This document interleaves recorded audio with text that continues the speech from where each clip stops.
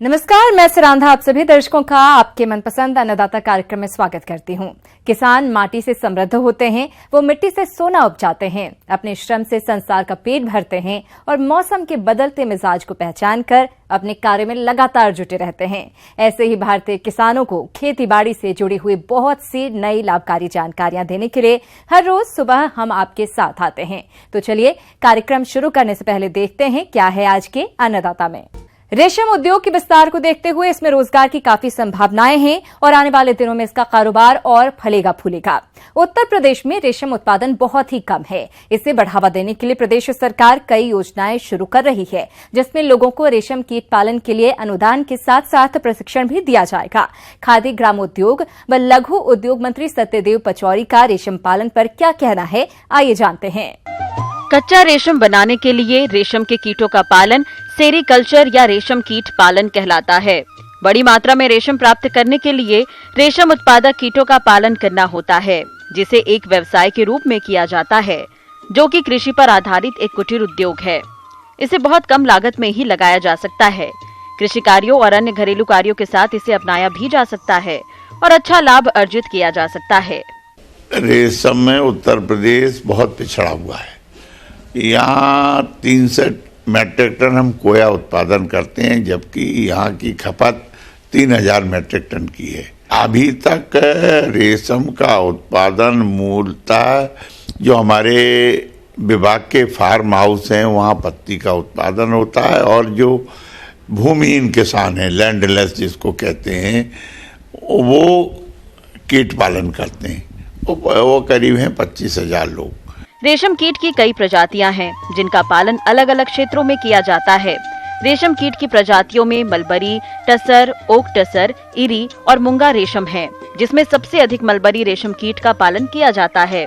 लेकिन उत्तर प्रदेश में रेशम कीट पालन बहुत पीछे है, जहां किसानों को जागरूक करने के साथ साथ आर्थिक सहायता और प्रशिक्षण की जरूरत है। इसके लिए सरकार जरूरी कदम उठा रही है। हमने अभी बैठक की थी, योजना बनाई है कि हम जो बड़े किसान जिन पे जमीन है, वो अपने यहाँ एक एकड़ में सहतूत की खेती करें और पत्ती उगाएं, और वहीं पर फार्म हाउस बनाएं, वहीं पर कीट पालन कराएं, और उसके माध्यम से हम किसानों को जोड़ना चाहते हैं। हम बड़े किसानों को जिन पर जमीन है, अभी तो केवल भूमिहीन को जोड़ा है, तभी हमें जो पत्तियां हैं वो ज़्यादा से ज़्यादा मिल सकेंगी, तभी हमारा कीट पालन बढ़ सकेगा। लेकिन रेशम के जब सहतूत की खेती से किसानों की आय दुगनी हो जाएगी।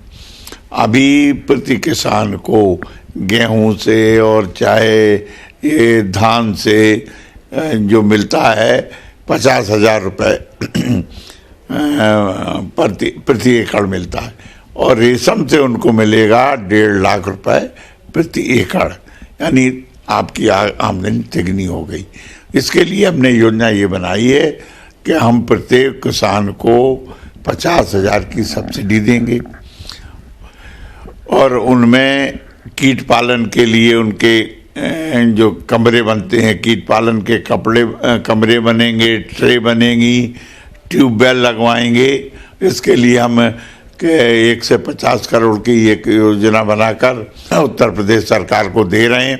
उस योजना के माध्यम से हम किसानों को जोड़ेंगे। जो 45 जिले हैं जहाँ पर ये सहतूत की खेती हो सकती है, कीट पालन हो सकता है, वो ये काम हमारा अगले वर्ष से शुरू होगा। जहाँ पर हमारे फार्म हाउस हैं वहाँ पर रेशम अधिकारी रहते हैं।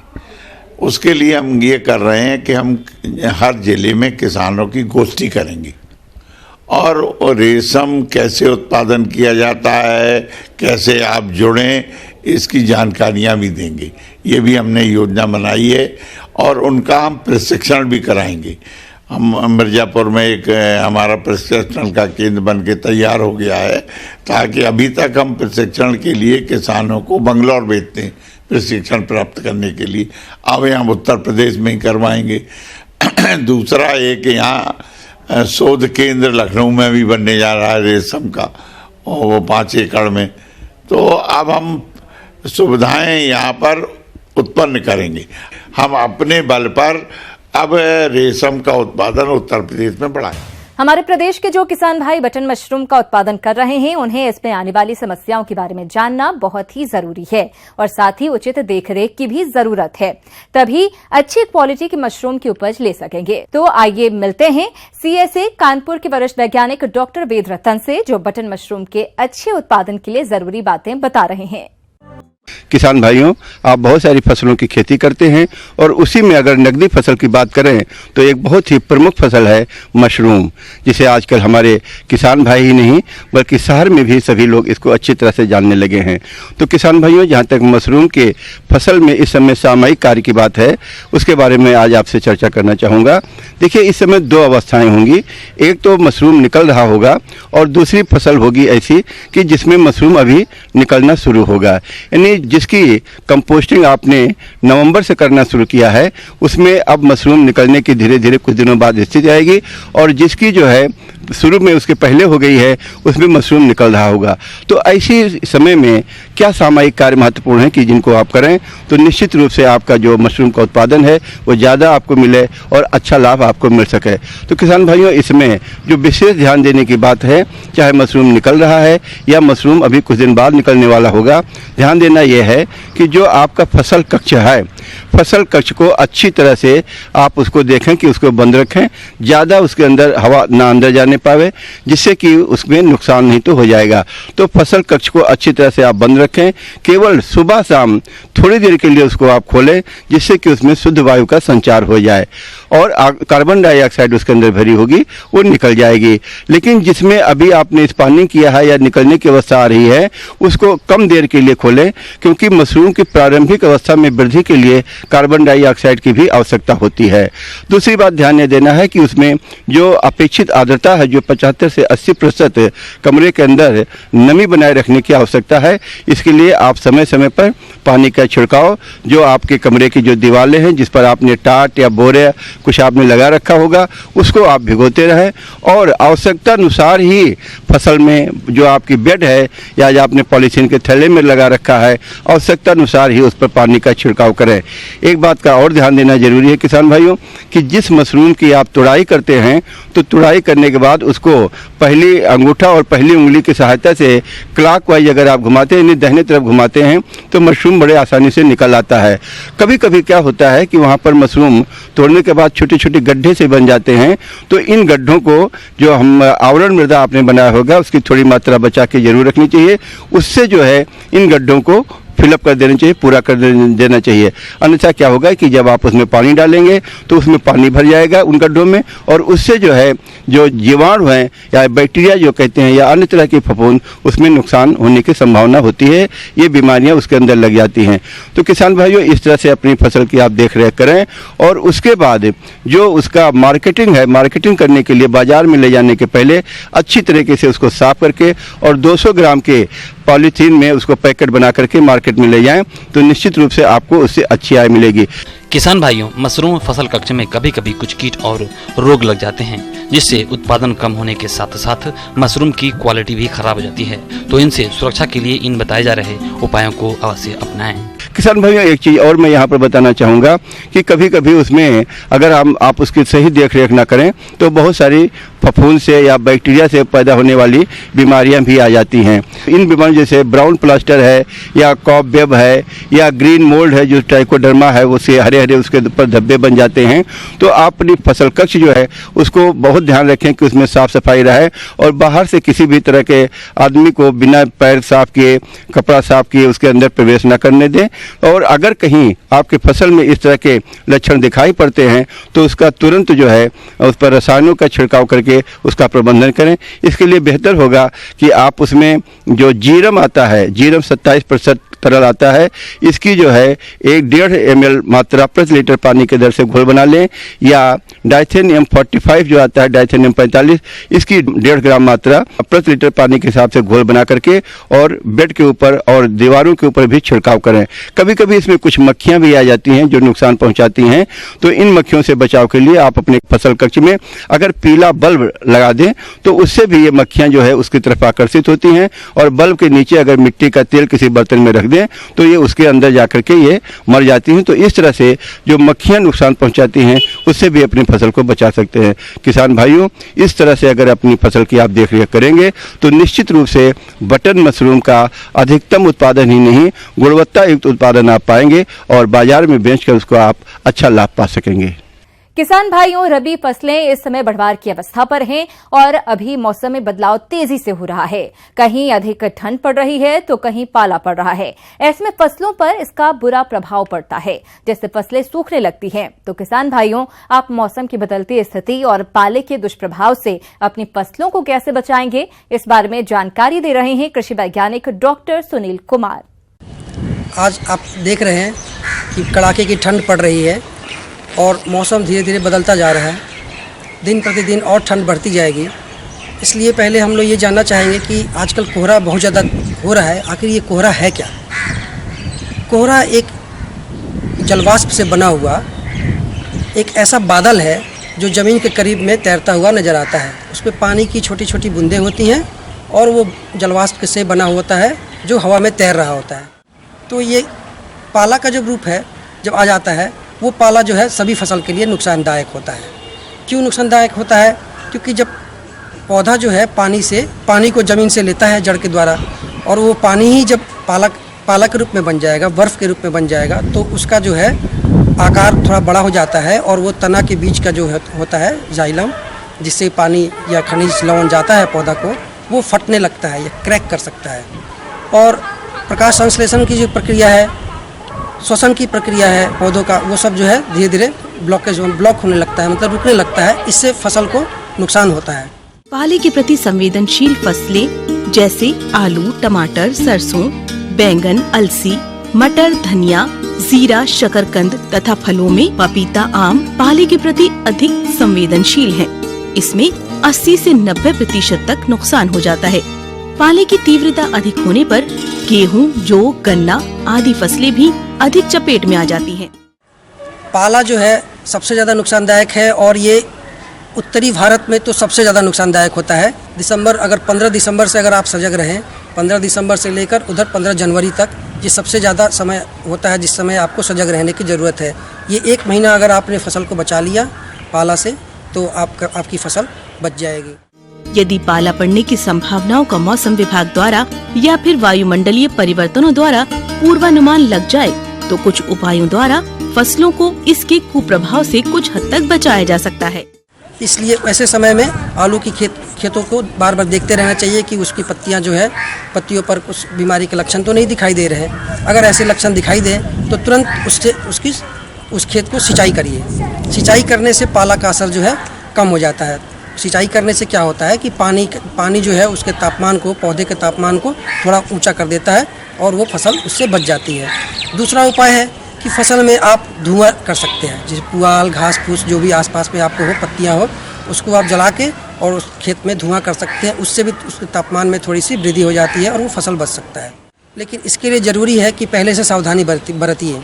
अगर 1 से 2 दिन तक होता है ऐसा पाला का असर तो बहुत ज़्यादा असर नहीं होगा, लेकिन 2-3 दिन तक अगर आपको देखने लगे कि ज़्यादा असर हो रहा है तो तुरंत सिंचाई करें। और सिंचाई इसके लिए सबसे बड़ा आसान और सबसे अच्छा वरदान है जो पाला से उसको बचाएगा। थायो यूरिया का छिड़काव। थायो यूरिया के 500 ppm 1 लीटर में 500 मिलीलीटर थायो यूरिया का घोल फूल आने की अवस्था में 15 दिन के अंतराल पर 2 बार छिड़काव पाला सहन करने की क्षमता को बढ़ाता है। छाया करके छोटे फूलों के पौधों एवं नर्सरी में उगाए गए पौधों को पाले से बचाने के लिए सूखी घास फूस, सरकंडे या गन्ने की पत्तियों आदि से ढक देवें। अति संवेदनशील शिशु फलदार पौधों की उत्तर एवं उत्तर पश्चिमी दिशा की ओर सरकंडे की टाटी बांधने से भी पाले से बचाव हो जाता है। इस प्रकार किसान भाइयों बताई गई बातों को अमल में लाते हैं तो फसलों को पाले के प्रकोप से बचाकर अच्छी उपज प्राप्त कर सकते हैं।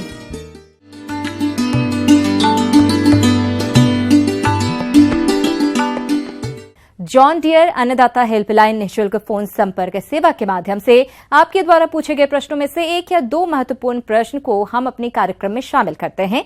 इसी के तहत आज का चयनित प्रश्न और उसका जवाब इस प्रकार है। निःशुल्क अन्नदाता हेल्पलाइन में आज हमने जिस प्रश्न को शामिल किया है उसे पूछा है ग्राम नित्यानंदपुर नगली, जिला बुलंदशहर के अंकुर राणा ने। आपने दुधारू पशुओं में खुरपका मुंहपका रोग के प्रबंधन पर जानकारी चाहिए है, तो इसके लिए देखिए कार्यक्रम का यह अंश। एफएमडी के बारे में मैं इसका कॉजेटिव एजेंट क्या है और इसके लक्षण क्या है और इसके बचाव और उपचार क्या है, इनके बारे में संक्षिप्त में बताऊंगा। एफएमडी का कॉजेटिव एजेंट पिकोरना वायरस है और ये बीमारी लगभग सभी जानवरों में होती है। जिनके खुर होते हैं उन जानवरों के अंदर ये बीमारी पाई जाती है और इस बीमारी के आने से पशुपालकों को मिल्क प्रोडक्शन में बहुत नुकसान होता है। मिल्क प्रोडक्शन के साथ साथ पैसा भी खूब खर्च होता है और पैसे के साथ साथ पशुपालक भी कमज़ोर हो जाता है जानवर को देख के, पैसों को देख के, और आर्थिक स्थिति पशुपालक की भी गड़बड़ा जाती है। किसान भाइयों, एफएमडी पशुओं में फैलने वाली एक घातक बीमारी है। इसको खुरपका मुंहपका नाम से भी जाना जाता है। एफएमडी एक विषाणु जनित बीमारी है। इसके कारण किसानों को भारी नुकसान उठाना पड़ता है। तो किसान भाइयों, क्या है इसकी पहचान के लक्षण, आइए जानते हैं। इसके लक्षणों के बारे में मैं बता रहा हूँ। इसके लक्षण मुख्यतः मुंह में छाले होना और पैरों के अंदर छाले होना, और इन छालों के कारण जानवर बहुत कमज़ोर हो जाता है और मिल्क प्रोडक्शन में बहुत कमी आती है। इसमें जैसे मोर्टिलिटी और मॉर्बिडिटी के बारे में बताना चाहूँगा। मोर्टिलिटी इसमें बहुत कम है, लेकिन मॉर्बिडिटी बहुत ज़्यादा है। मॉर्बिडिटी का मतलब होता है पशु को नुकसान।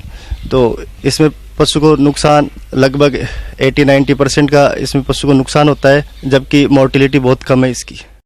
किसान भाइयों, खुरपका मुंहपका रोग का समय रहते रोकथाम करना बहुत जरूरी होता है।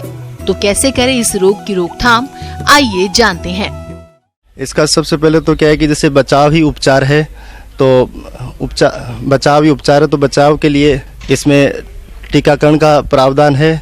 तो अभी इस समय गवर्नमेंट ने टीकाकरण का अभियान चलाया जा रहा है, और टीकाकरण के अभियान से क्या है कि पशुओं का ये बीमारी आती नहीं है भाई। जैसे वैक्सीन का प्रोग्राम चलने के बाद एफएमडी सीपी प्रोग्राम का, इससे क्या है कि बीमारी होती नहीं है इससे। और जैसे मान लो बीमारी आ भी जाती है तो ये वायरल इन्फेक्शन होता है, तो इसका सपोर्टिव ट्रीटमेंट या सिम्टोमेटिक ट्रीटमेंट किया जाता है।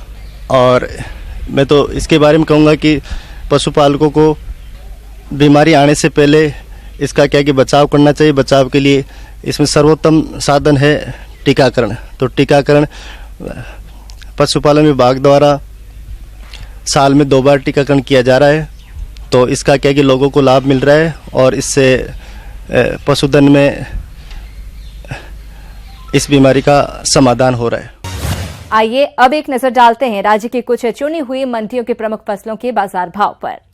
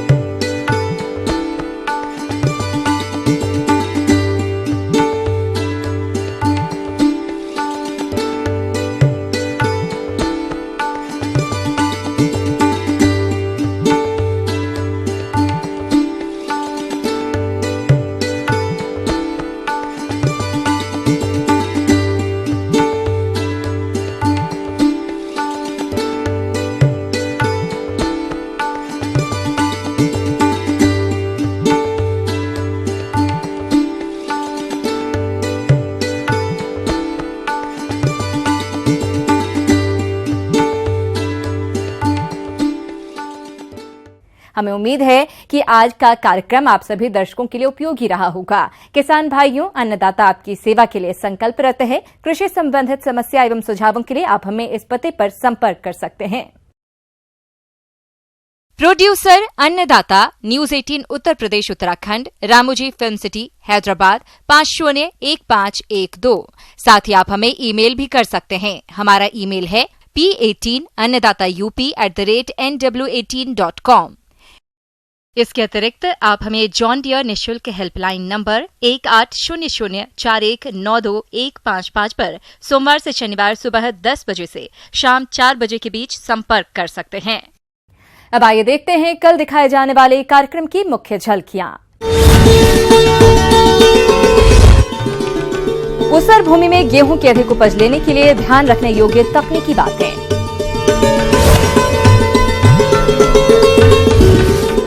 आलू की खेती में लगने वाले कीट और रोगों की रोकथाम के उपाय।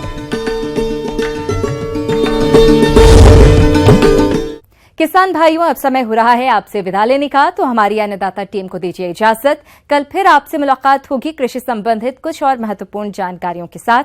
नमस्कार।